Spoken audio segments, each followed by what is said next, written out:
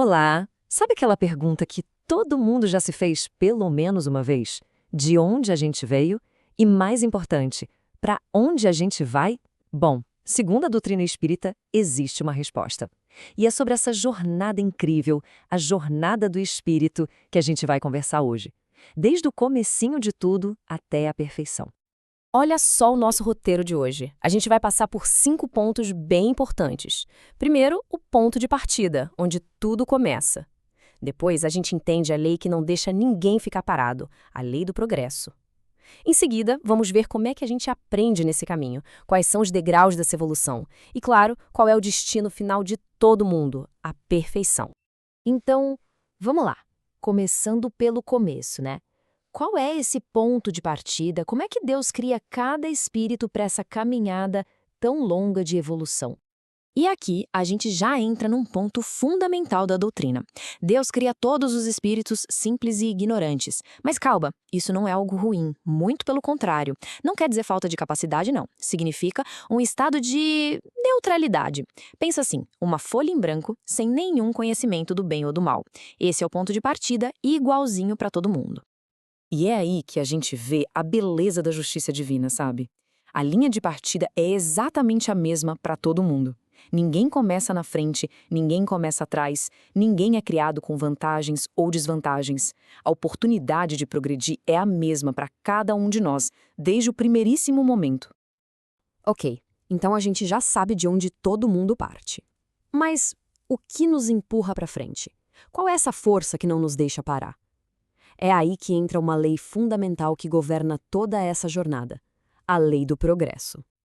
Olha que interessante essa citação de O Livro dos Espíritos. Diz assim: são os próprios espíritos que se melhoram, e melhorando-se, passam de uma ordem inferior para outra mais elevada. O que isso quer dizer? Que a responsabilidade é nossa, o progresso é individual.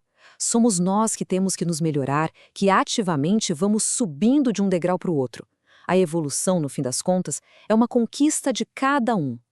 Pensa nisso, a progressão não é uma escolha, é o destino de todo o espírito. Não tem como fugir. A única variável nessa equação é o tempo que cada um leva. Dá para fazer uma analogia com a escola. Avançar de série é algo que vai acontecer, é o caminho natural. Mas a rapidez e o quanto a gente aprende de verdade em cada etapa, isso é individual. Tá, mas como é que isso acontece na prática? Como é que um espírito sai daquele estado de simples ignorante e começa a subir, a alcançar um nível mais elevado? A resposta para isso está no que a gente chama de caminho das provas. A nossa evolução funciona como um ciclo de aprendizado que se repete várias vezes. Funciona assim.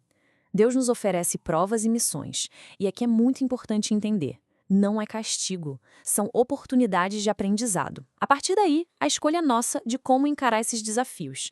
E é nessa experiência que a gente adquire o conhecimento e vai progredindo, passo a passo, em direção à perfeição. E a nossa atitude diante desses desafios faz toda a diferença na velocidade da viagem. Olha só a comparação. De um lado, se a gente aceita as provas com submissão, com entendimento, a gente chega mais rápido no objetivo, o aprendizado é mais eficiente, é o caminho mais curto para a felicidade. Agora, do outro lado, se a gente resiste, se lamenta, reclama, aí a gente só atrasa a chegada, continua longe da perfeição e acaba prolongando o nosso próprio estado de imperfeição. Todo esse progresso individual, que é o resultado de tantas provas e tantos aprendizados, acaba colocando cada espírito em um degrau diferente de desenvolvimento. E o conjunto desses degraus, isso forma o que a gente conhece como a escala espírita. Essa escala espírita, basicamente, organiza os espíritos em 3 grandes ordens. Lá na base da escada, na terceira ordem, a gente tem os espíritos imperfeitos. Aqui a matéria ainda tem muita influência, sabe? Predomina o orgulho, o egoísmo, e eles acabam sendo a causa de muitas das nossas aflições. Subindo um pouco, na segunda ordem, encontramos os bons espíritos. Aqui o jogo já virou. O espírito predomina sobre a matéria. O desejo pelo bem é mais forte.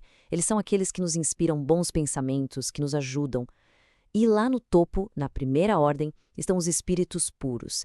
Nenhuma influência da matéria. Superioridade moral e intelectual absoluta. São os mensageiros diretos de Deus. E pensar sobre essa escala, claro, nos leva a uma reflexão sobre o nosso mundo, o mundo em que a gente vive hoje.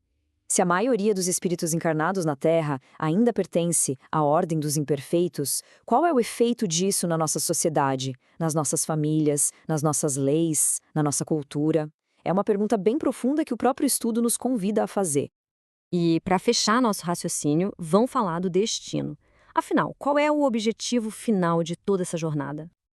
É bem simples, na verdade. O propósito de tudo isso, cada prova, cada reencarnação, cada lição aprendida, tudo tem um único objetivo: nos levar até o topo da escala espírita, até o estado de espírito puro. E o que significa essa perfeição? Significa ter felicidade pura e eterna. É ter o conhecimento completo da verdade, é estar próximo de Deus, é finalmente se libertar desse ciclo de provas e expiações. E, claro, servir como um agente direto da vontade de Deus no universo. Não é só sobre saber mais, é sobre ser moralmente bom e, por consequência, encontrar uma felicidade que não acaba. E essa citação resume tudo. Nesta perfeição é que eles encontram a pura e eterna felicidade. Isso mostra pra gente que a felicidade de verdade não é aquela coisa passageira que a gente conhece aqui no mundo material, sabe? É um estado permanente, definitivo, que a gente alcança quando atinge a perfeição moral e intelectual. Então, qual é a grande lição que a gente tira de tudo isso? É uma mensagem de muita esperança, de justiça e de propósito.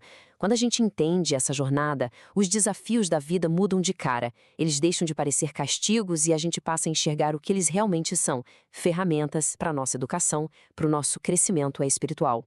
E isso nos deixa com uma última reflexão, uma para levar para casa. Olhando para essa escada imensa da evolução, em que degrau será que a gente se encontra hoje? E talvez mais importante ainda, o que cada um de nós está fazendo no dia a dia para conseguir subir o próximo degrau?